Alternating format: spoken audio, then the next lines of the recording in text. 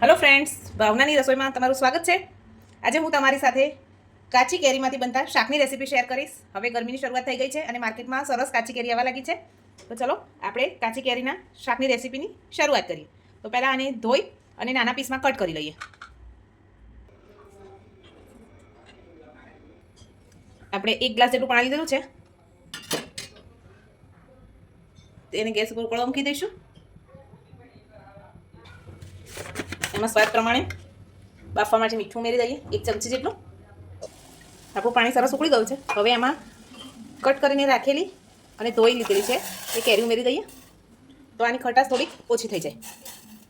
આપણી બફાઈને તૈયાર થઈ ગઈ છે. હવે એનું પાણી કાઢી લઈ અને એના વઘારની તૈયારી કરી લઈએ. ગેસ ચાલુ કરી એક પેન મૂકી દીધું છે. એમાં તેલ ઉમેરી દઈએ.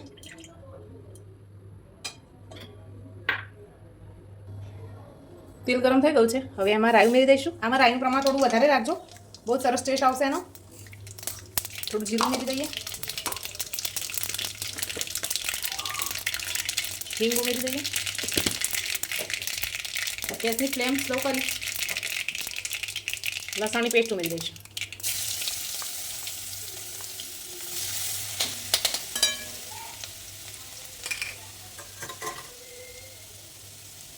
હવે એ જ એક બાઉલમાં 2 ચમચી જેટલું લાલ મરચું પાવડર,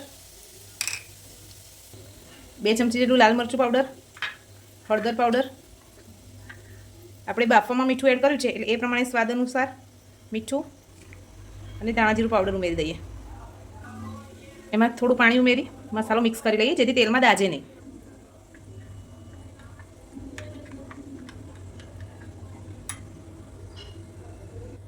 બનાવેલી પેસ્ટને તેલમાં ઉમેરી લઈએ.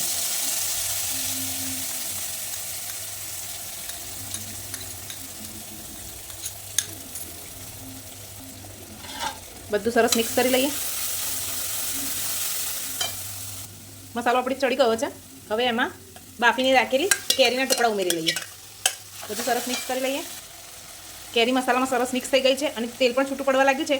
હવે લાસ્ટમાં આપણે 1 વાટકી જેટલો ગોળ, તમે જે પ્રમાણે ગળ્યું ખાતા હોય એ પ્રમાણે ઉમેરી દેવું. હવે બધું મિક્સ કરી લઈએ. ગેસની ફ્લેમને સ્લો કરી દઈશું.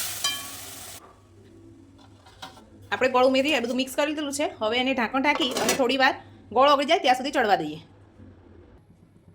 ફ્રેન્ડ્સ, તૈયાર છે આપણું કેરીનું ચટપટું શાક. તો ચાલો એને સર્વિંગ બાઉલમાં કાઢી લઈએ. તૈયાર છે આપણું કેરીનું ચટપટું શાક. તમને મારી આ રેસીપી કેવી લાગી એ મને કમેન્ટમાં જરૂર જણાવજો. લાઇક, શેર અને સબસ્ક્રાઈબ કરજો અને એકવાર આ રેસીપી જરૂરથી ટ્રાય કરજો. Thank you.